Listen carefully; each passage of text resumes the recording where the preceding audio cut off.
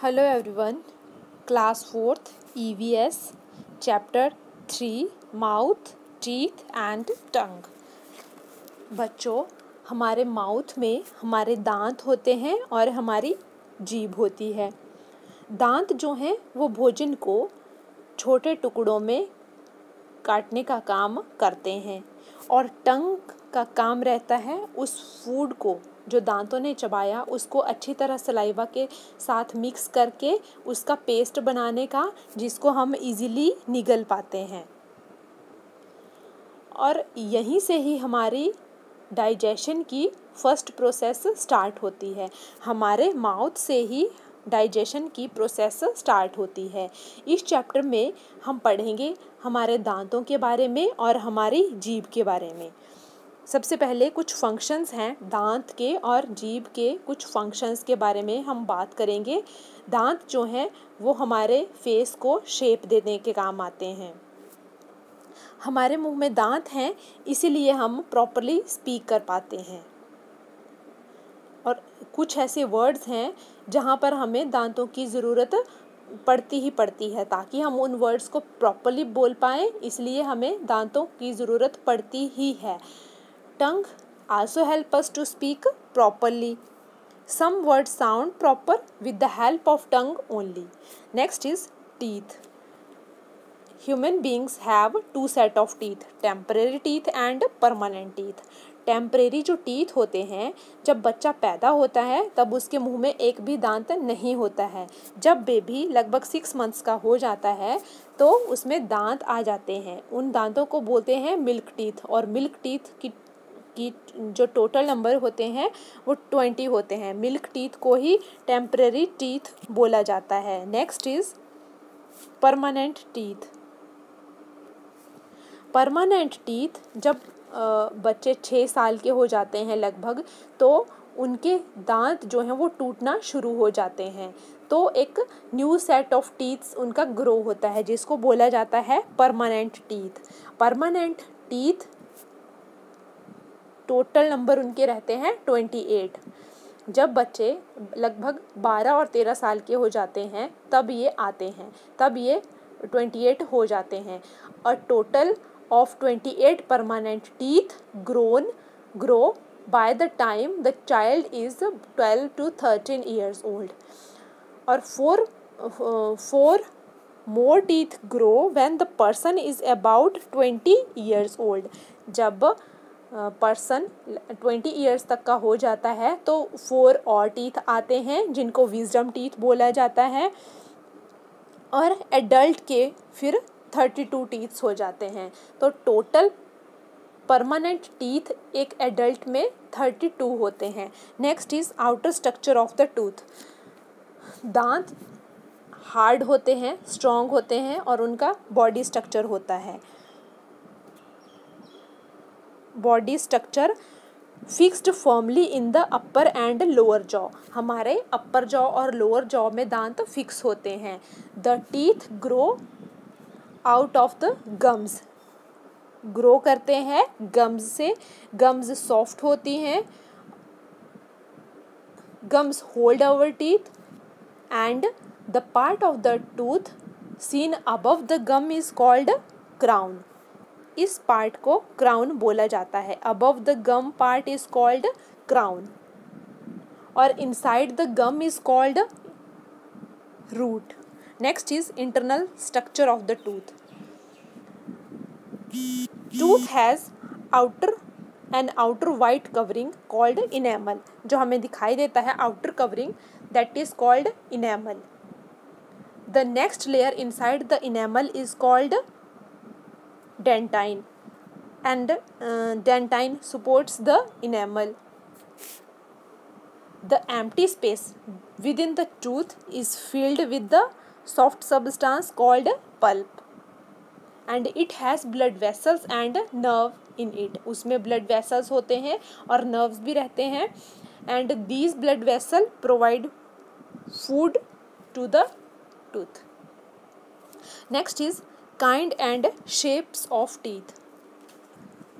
4 types के दांत होते हैं: incisor, canine, premolar and molar.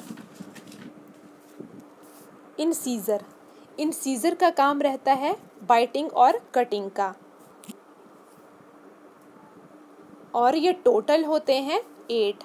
Total number of teeth in each type ये रहते हैं 8। Next is canine. कैनाइन का काम होता है टीयरिंग का,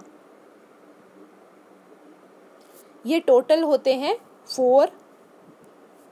नेक्स्ट इज प्रीमोलर। प्रीमोलर का काम रहता है च्युइंग एंड ग्राइंडिंग का, ये टोटल होते हैं 8। Fourth is molar teeth. Molar teeth total होते हैं हमारे माउथ में 12, जिनका काम रहता है च्युइंग का और ग्राइंडिंग का। इसी तरह एक एडल्ट में ये 32 होते हैं। इंसीजर में हुए 8, कैनाइन हुए 4, प्रीमोलर हुए 8, मोलर हुए 12, तो टोटल नंबर ऑफ टीथ हो गए 32। नेक्स्ट इज टूथ डिके, यानी कि दांतों में जब सड़न लग जाती है उसके बारे में ये बताया गया है। जब भी हम फूड खाते हैं तो उसकी स्मॉल बाइट्स हमारे दांतों के बीच में फंस जाती हैं, और इवन वो ब्रश करने के बाद भी निकलती नहीं है। इससे हमारे दांत जो हैं वो सड़ना शुरू हो जाते हैं और उन पे एक लेयर ऑफ जर्म्स बन जाती है, and this sticky layer of germ is called plaque. This plaque react with the sugar present in our food and produce acid, and acid affects our enamel and start destroying it.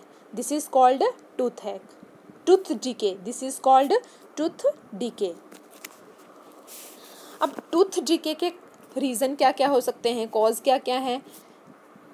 Tooth decay causes toothache, foul smell from the mouth, stomach disorder, holes and cavities, loss of teeth. Next is care of teeth. हमने अपने दांतों की care कैसे करनी है इसके बारे में है। Firstly brush your teeth twice a day. हमें रेगुलरली ब्रश करना चाहिए, सुबह भी और शाम को भी। Teeth that are not clean properly get covered with a yellow substance called tartar. जो येलो परत बन जाती है उसको बोला जाता है tartar. This is removed by the dentist.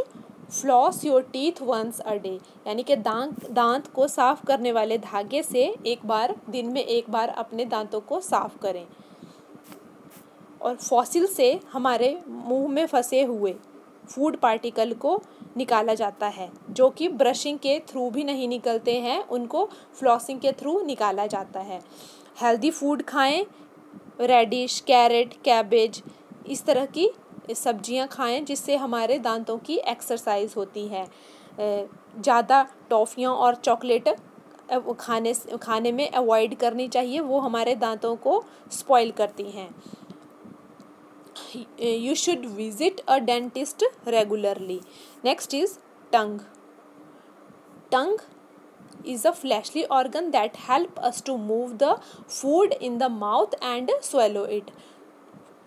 Tongue हमारे फूड पार्टिकल को सलाइवा के साथ मिक्स करती है जिससे हम उसको इजीली निगल पाते हैं। हमारी जो टंग होती है उसमें टेस्ट बर्ड्स होते हैं जो हमें जिनके थ्रू पता चलता है कि खाने का टेस्ट कैसा है, वो स्वीट है, सावर है, बिटर है या फिर सॉल्टी है। The taste buds have nerves that send message to the brain, and brain after that tell us what kind of taste it is. Next is care of tongue. How we can care our tongue. अपनी जीभ को brush करने के बाद हमेशा tongue cleaner के साथ साफ करना चाहिए। An unclear tongue cause bad breath. An unclear tongue cause bad breath. और हमें ज़्यादा स्पाइसी फूड, गरम ठंडे पदार्थ नहीं खाने चाहिए जिससे हमारे मुंह पे छाले भी पड़ सकते हैं और हमारी जीभ में छाले उनसे पड़ सकते हैं।